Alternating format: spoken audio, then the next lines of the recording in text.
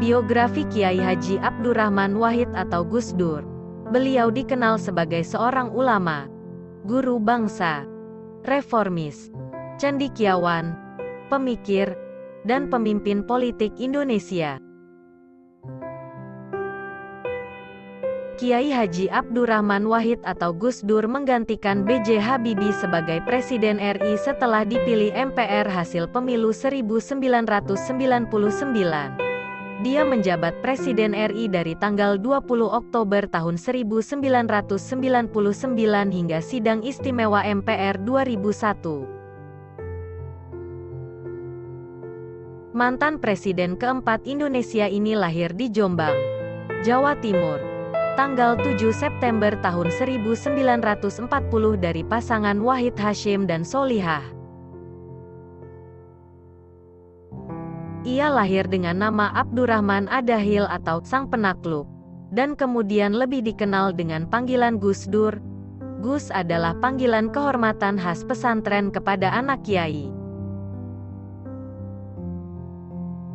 Gus Dur merupakan putra pertama dari 6 bersaudara, dari keluarga yang sangat terhormat dalam komunitas Muslim Jawa Timur.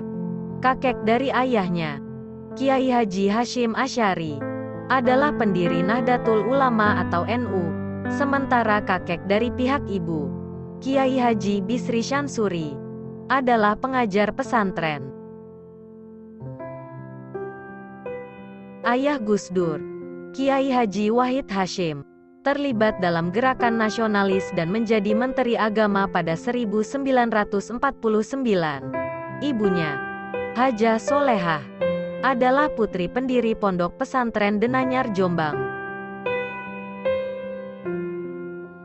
Setelah Deklarasi Kemerdekaan Indonesia tanggal 17 Agustus tahun 1945, Gus Dur kembali ke Jombang dan tetap berada di sana selama Perang Kemerdekaan Indonesia melawan Belanda.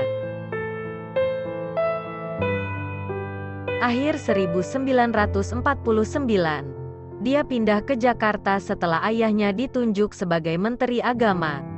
Dia belajar di Jakarta, masuk ke SD Kris sebelum pindah ke SD Matraman Perwari.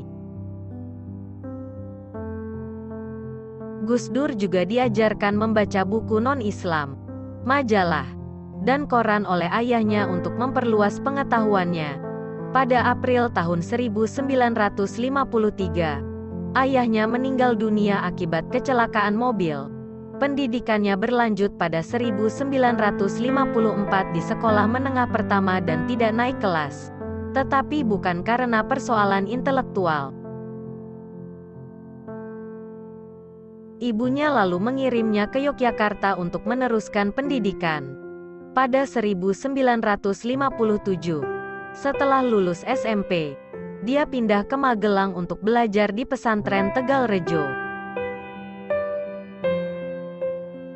Ia mengembangkan reputasi sebagai murid berbakat, menyelesaikan pendidikan pesantren dalam waktu 2 tahun, seharusnya 4 tahun.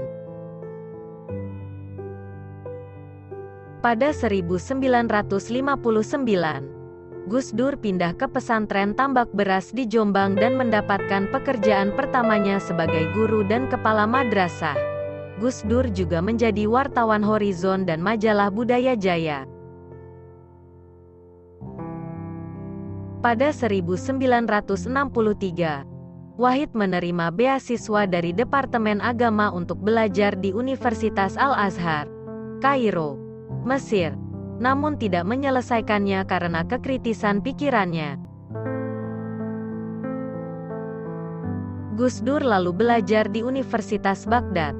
Meskipun awalnya lalai, Gus Dur bisa menyelesaikan pendidikannya di Universitas Baghdad tahun 1970. Dia pergi ke Belanda untuk meneruskan pendidikannya, guna belajar di Universitas Leiden, tetapi kecewa karena pendidikannya di Baghdad kurang diakui di sini.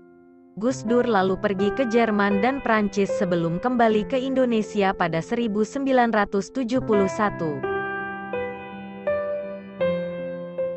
Gus Dur kembali ke Jakarta dan bergabung dengan lembaga penelitian. Pendidikan dan Penerangan Ekonomi dan Sosial atau LP3ES. Organisasi yang terdiri dari kaum intelektual Muslim progresif dan sosial demokrat.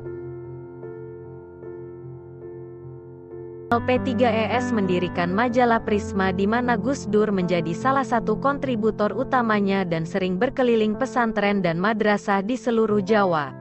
Saat inilah dia memprihatinkan kondisi pesantren karena nilai-nilai tradisional pesantren semakin luntur akibat perubahan dan kemiskinan pesantren yang ia lihat. Dia kemudian batal belajar luar negeri dan lebih memilih mengembangkan pesantren. Abdurrahman Wahid meneruskan karirnya sebagai jurnalis, menulis untuk Tempo dan Kompas. Artikelnya diterima baik dan mulai mengembangkan reputasi sebagai komentator sosial.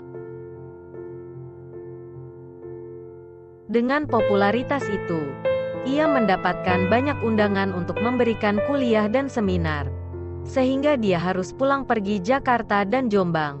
Pada 1974, Gus Dur mendapat pekerjaan tambahan di Jombang sebagai guru di pesantren Tambak Beras. 1 tahun kemudian, Gus Dur menambah pekerjaannya dengan menjadi guru kitab Al-Hikam. Pada 1977, dia bergabung di Universitas Hasyim Asy'ari sebagai dekan Fakultas Praktik dan Kepercayaan Islam, dengan mengajar subjek tambahan seperti pedagogi, syariat Islam dan misiologi. Ia lalu diminta berperan aktif menjalankan NU dan ditolaknya. Namun, Gus Dur akhirnya menerima setelah kakeknya Bisri Syamsuri membujuknya. Karena mengambil pekerjaan ini, Gus Dur juga memilih pindah dari Jombang ke Jakarta. Abdurrahman Wahid mendapat pengalaman politik pertamanya pada pemilihan umum legislatif 1982.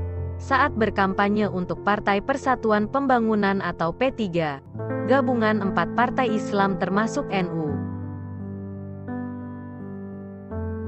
NU membentuk tim 7, termasuk Gus Dur, untuk mengerjakan isu reformasi dan membantu menghidupkan kembali NU pada tanggal 2 Mei tahun 1982. Para pejabat tinggi NU bertemu dengan Ketua NU Idam Khalid dan memintanya mengundurkan diri. Namun, pada tanggal 6 Mei tahun 1982, Gus Dur menyebut pilihan Idam untuk mundur tidak konstitusional. Gus Dur mengimbau Idam tidak mundur.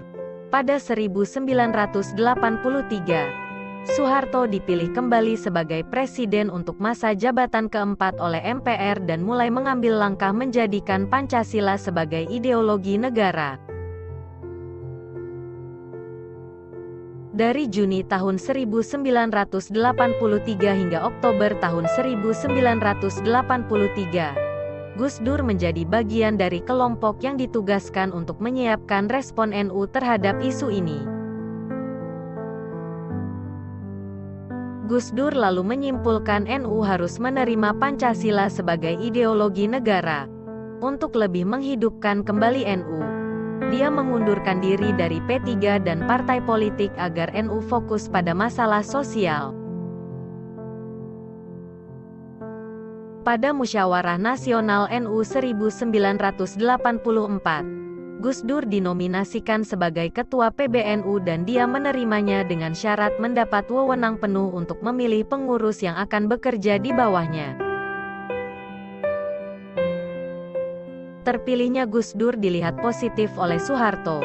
Penerimaan Wahid terhadap Pancasila bersamaan dengan citra moderatnya menjadikannya disukai pemerintah. Pada 1987, dia mempertahankan dukungan kepada rezim tersebut dengan mengkritik P3 dalam pemilihan umum legislatif 1987 dan memperkuat Partai Golkar. Ia menjadi anggota MPR dari Golkar. Meskipun disukai rezim, Gus Dur acap mengkritik pemerintah. Di antaranya proyek Waduk Kedung Ombo yang didanai Bank Dunia.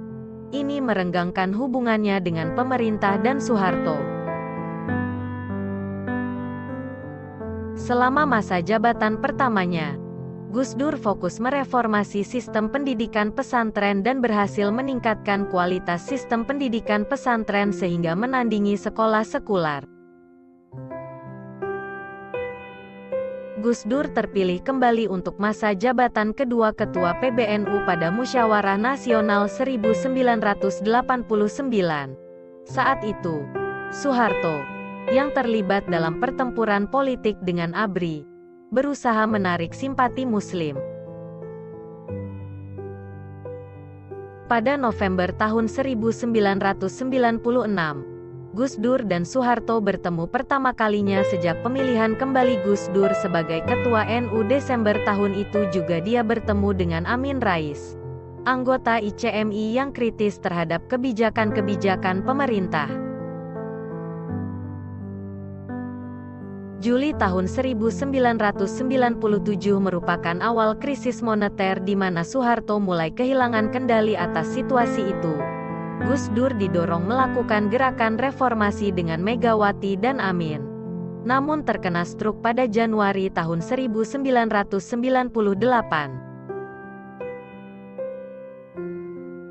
Pada tanggal 19 Mei tahun 1998, Gus Dur bersama 8 pemimpin komunitas Muslim dipanggil Soeharto yang memberikan konsep komite reformasi usulannya. Gus Dur dan 8 orang itu menolak bergabung dengan komite reformasi.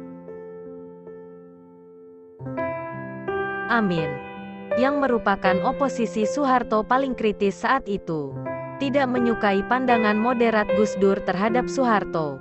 Namun, Soeharto kemudian mundur pada tanggal 21 Mei tahun 1998. Wakil Presiden Habibie menjadi presiden menggantikan Soeharto.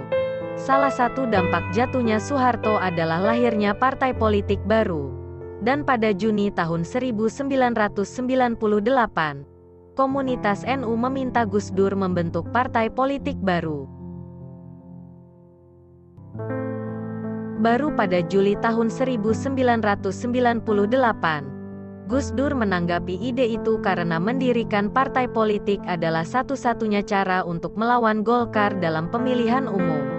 Partai itu adalah Partai Kebangkitan Bangsa, PKB. Pada tanggal 7 Februari tahun 1999, PKB resmi menyatakan Gus Dur sebagai kandidat presidennya.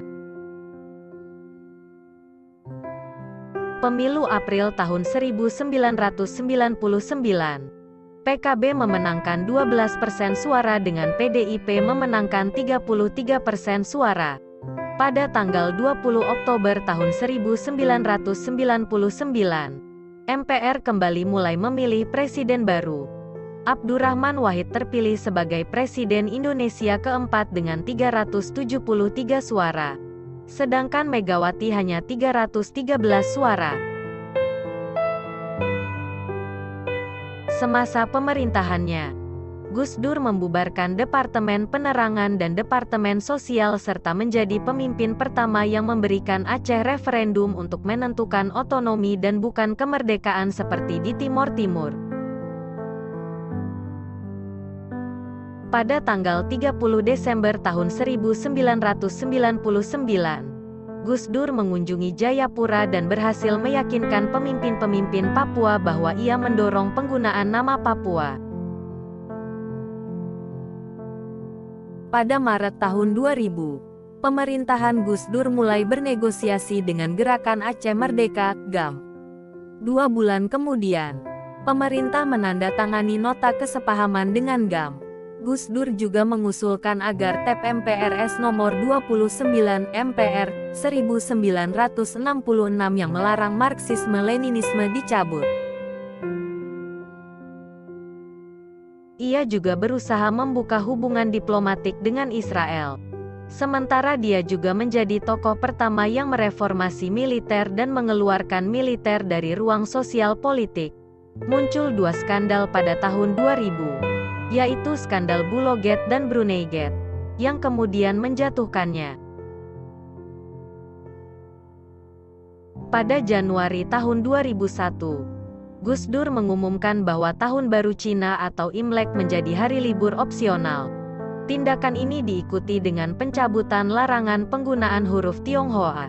Pada tanggal 23 Juli tahun 2001, MPR secara resmi memakzulkan Gus Dur dan menggantikannya dengan Megawati Soekarnoputri. Pada pemilu April tahun 2004, PKB memperoleh 10,6% suara dan memilih Wahid sebagai calon presiden. Namun, Gus Dur gagal melewati pemeriksaan medis dan KPU menolak memasukkannya sebagai kandidat. Gus Dur lalu mendukung Solahuddin yang merupakan pasangan Wiranto.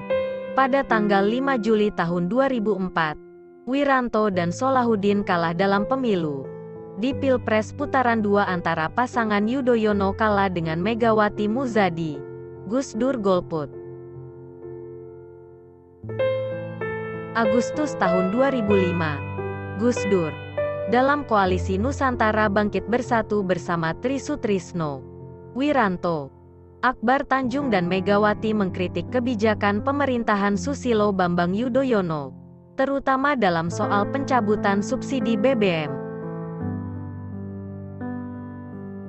Gus Dur menikah dengan Sinta Nuriyah dan dikaruniai 4 orang anak, Alisa Kotrunada, Zanuba Arifah Cakso atau Yeni, Anita Hayatun Nufus, dan Inayah Wulandari. Yeni aktif berpolitik di PKB dan saat ini adalah Direktur The Wahid Institute. Gus Dur wafat hari Rabu, tanggal 30 Desember tahun 2009, di Rumah Sakit Cipto Mangunkusumo, Jakarta, pukul 18.45 akibat berbagai komplikasi penyakit, di antaranya jantung dan gangguan ginjal yang dideritanya sejak lama. Sebelum wafat dia harus menjalani cuci darah rutin. Seminggu sebelum dipindahkan ke Jakarta ia sempat dirawat di Surabaya usai mengadakan perjalanan di Jawa Timur.